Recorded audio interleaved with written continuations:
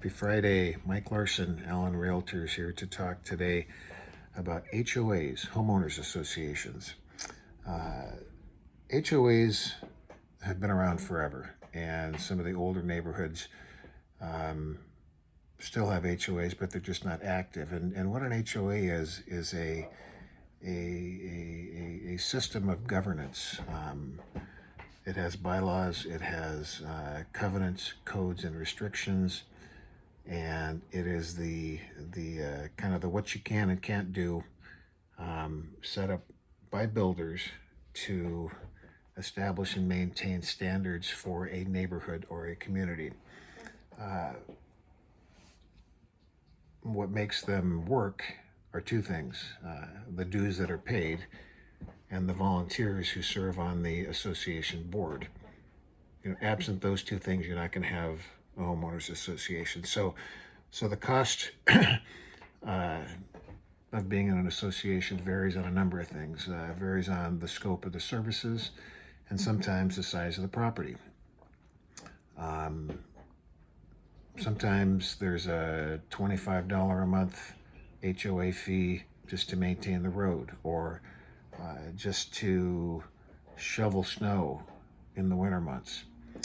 Sometimes there's a $600, $700, $800 HOA that covers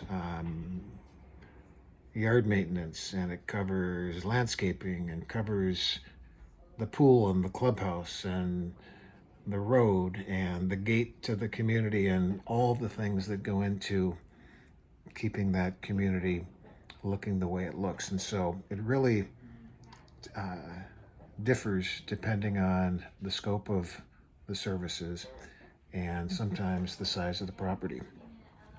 Now, the pros of HOAs are, and I've touched on those a little bit, is it maintains common areas, and those are things that you don't need to worry about: landscaping, pool, gate, clubhouse, those types of things. It also helps keep uniformity, in that the rules on what you can do and you can't do, it's not you telling your neighbor who has painted their house purple or has their RV out front 8 months out of the year. It's not you telling that person they can't do it. It's the HOA board that is doing that. HOAs almost always help communities retain their value. There was a study done that for every dollar that is spent on homeowner fees, you get $1.19 back in terms of benefit and value. And HOAs also, very often mediate on your behalf, things that are things that come up from neighbors who aren't doing things the way they should. So a lot of good things about HOAs. The cons are, those HOA fees. I mean, it can be monthly or annual, it can be big or small, but they do cost money, and some people just naturally don't like that. There's a lot of red tape. Maybe you want to put up a basketball hoop and it's got to go through the HOA before you put it up. Maybe you want to add a garage or an addition. That's going to have to go through that, and the red tape of the HOA might be a hassle.